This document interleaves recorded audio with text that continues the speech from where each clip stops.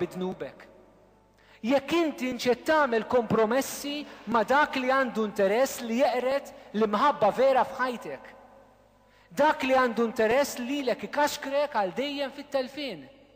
Dak li jeżisti bis-serjetà imma jipprova jingannana li ma jeżistix. Inganni li anka daħal fil-Knisja fi żminijietna.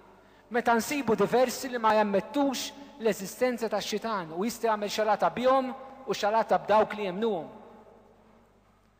Eżistijaj irridu niftħu għajnejna f'dawn il-momenti. Għaliex jekk aħna nibqgħu omja fid-dnub tagħna, jekk nibqgħu nagħmlu kompromessi mar-realtà ta' dnub f'ħajjitna, id-dnub ħajġenna nitilfu il-punt għal fejn aħna ngħixu. Id-dnub se jġenna nitilfu l-iskop tal-eżistenza tagħna.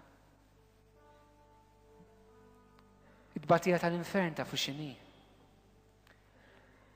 Li taf li tlift l-Alla għal dejjem, tlift l-iskop għaliex qed tgħix, indannat imma se tgħix xorta li kieku tista' tispiċċa. Imma ruħek ma tispiċċax. Hija din il-mewta dejjem kif issejħilha l-ktieb tal-Apokalissi. U din il-mewt eżisti li dnub iġib hija mewt li s-soċjetà tagħna wkoll qed dduq. Il-Papa Giovanni Paolo II ta' spiss kritika s-soċjetà li aħna ngħixu fiha li qed tgħix f'kultura tal-mewt, ħbib tiegħi. U x'inhi din il-kultura tal-mewt? L-ewwel ħaġa rridu nifhmu li din il-kultura tal-mewt hija frott ta' dnub. Mhix frott ta' affarijiet soċjali li ħafna drabi nġibu skuża bihom. Irridu ngħidu li ġejja mid-dnub tagħna. Kultura ta' mewt tidher eżistijaj fin-nuqqas ta' tama li għandha d-dinja tal-lum. Li donna nitilfu l-iskop għaliex aħna ngħixu. Nitilfu l-iskop għaliex aħna mutu. Li naraw il-ħajja hija ċirku vizzjuż għaddejjin minn ħaġa l-oħra li donna qbadna f'xibka ma nistgħux noħorġu minnha, imma donna m'hemmx triq li nistgħu noħorġu minnha.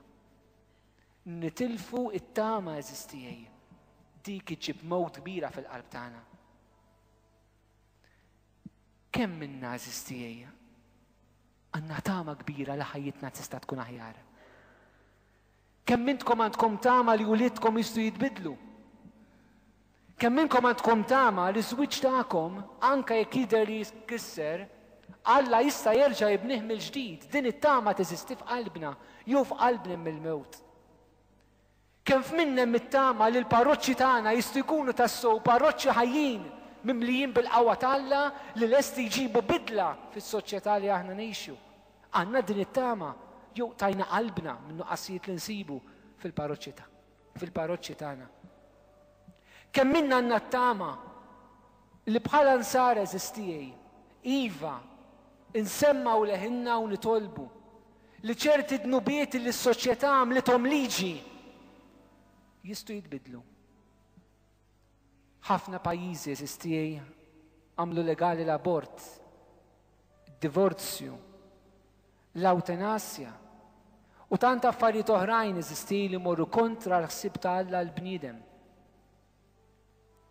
Kemm għandna t-tama fid-dinja tal-lum li daw jistgħu jitbidlu fis-soċjetà li qegħdin ngħixu fiha. Jew inkollha qed narrissenjaw ruħna li m'hemm xejn x'tagħmel din il-kultura li qegħdin ngħixu fiha. L-eżistijaj. Dik il-lejl Ġesu bidel fiva fuq is-salib lilna tina l-qawwa sabiex aħna wkoll il-lejl tas-soċjetà tagħna l-Alla inkunu nistgħu nibdluha bħala iva mill-ġdid tal-Alla fil-ħajja tagħna fis-soċjetà. Però rridu nibdew aħna eżistijaj bħala nsara. Nibdew aħna li aħna rċevejna l-qawwa tal-Ispiritu Santu fil-Magħmudija. Hemmhekk bdiet il-mixja tal-qdusija ta' kull wieħed u waħda minna ħbib tiegħi. Jekk iridu li s-soċjetà titbiddel, irridu nitbidlu aħna. U jekk irridu nitbidlu aħna rridu nkunu nies qaddisa. Mhux triqlem u mhux triqlaw. Mhux siqlem u mhux siqlaw. Meta konna żgħar u l-ġenituri tagħna mduna, is-saċerdot talab il-ġenituri x'qegħdin titolbu. Huma talbu il-magħmudija għalija u għalik. F'kelma waħda talbu għalina li aħna nsiru qaddisin. dak li talbu għalikom u kumissierek illum lest li tolbu inti l-Ġesu. Mulej, jien irid inkun qaddis. Ħalli nbidel jien, tinbidel familti u tinbidel is-soċjetà li jien fiha għejx. Bil-mawdija żestijej, aħna tħanna kif jgħidilna San Pawl fil-mewt ta' Ġesu biex ngħixu l-qawmin tiegħu. Xi tfisser? Tfisser illi l-element ta' dnub fil-ħajja tagħna aħna se nħalluh f'Ġesu illi salbu miegħu fuq is-salib. Ħalli aħna nesperjenzaw dan il-qawmin ġdid li hu jagħtina bil-grazzja tiegħu fil-Knisja tiegħu. Dan jfisser li l-qdusija mhijiex tant x'tagħmel inti l-ewwel. Imma l-qdusija hija rigal ta' Alla lik l-ewwel qabel kollox. Il-qdusija hija l-preżenza ta' Alla fil-ħajja tiegħek. Mhux tagħmel int. Li tkun qaddis huwa daqskemm tħalli kif jgħid San Pawl, issallabt ma' Kristu mhux jien ngħix, imma Kristu huwa dak illi jgħix ġewwa fija. U allura nibdew nirrikonoxxu eżistijej illi l-qaddisin huma l-iktar nies trasparenti għal Ġesu. Wieħed teologu Jean Lafrance kiteb ktieb dwar il-ħajja ta' Santa Teresa tal-Bambin Ġesu li għexet fis-seklu 19. Papa Giovanni Paolo II għamela dottura tal-Knisja għal din il-qaddisa. Mietet ta' 24 sena, l-aħħar sena u nofs tal-ħajja tagħha għexithom f'mumenti ta' dlam kbir f'ħajjitha. Kienet tiddubita jekk teżistix il-ġenna, tiddubita jekk dan Alla u issa jilqagħha wara. Għexet mumenti ibsa fil-ħajja spiritwali tagħha, dlam kbir, dubi. Jean Lafrance kieku ġie xi ħadd fuqi bħala saċerdotu teologu u jgħidli Ġesu jeżistix. Ma kontx ngħidlu iva jew le. Kont ngħidlu murara il-Teresa tal-Iżje fil-monasteru tal-Karmelu. Iltaqa' ma' din it-tfajla ta' 24 sena u fiha ara x'tkun sibt. Kien konvint Jean Lafrance li f'dik it-tfajla, f'dik is-soru min iltaqa' magħha kien se jsib il-Ġesu. Eżistijej, dak tfisser tkun qaddis. Illi minħares lejk tassew jgħid f'dak jien nista' nara lil Kristu. Li minħares lejk jista' jgħid dan hu bniedem ta' Alla. Kemm għandna bżonn eżistijej li n-nies li jersqu lejna jħossu l-preżenza ta' Alla li taħdem fina. Mhux tant bil-kliem li ngħidu, lanqas bl-azzjonijiet li aħna nagħmlu. Minnu qaddis il-qdusija tara f'għajnejh. F'għajnejh hemm dawl ġdid. Minnu qaddis tiskopriha fuq wiċċu għax jagħtik tama ġdida anka meta jkun qed ibati.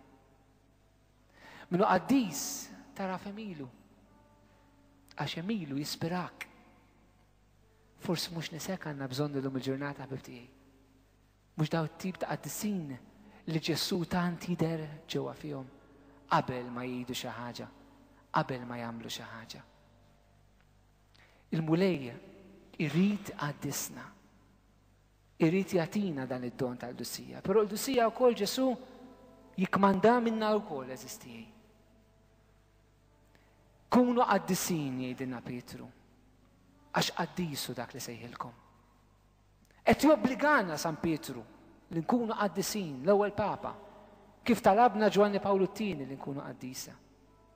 U jekk edna l-qaddisin huma dawk li ħallu l-Ġesu jgħix fihom, u ma dawk li huma konxi ħafna ta' realtà ta' dnub fil-ħajja tagħhom, l-qaddisin kienu dawk illi ħaduha kontra dnub fil-ħajja personali tagħhom b'tali mod li jistgħu jagħmlu tagħhom il-kliem li jgħid l-awtur tal-ittra lil-Lut. Sissa fil-ġlieda tagħkom kontra dnub għadkom ma tqabattux daqshekk li xerrittu demkom. U f'dan mument rridu nirriflettu l-kol ħbieb.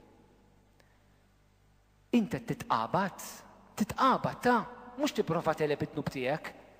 Titqabad. Tidħol f'taqbida kontra d-dnub tiegħek biex Ġesu jkun jista' jgħix fik. Din hija l-karba ta' penitenza eżistijej.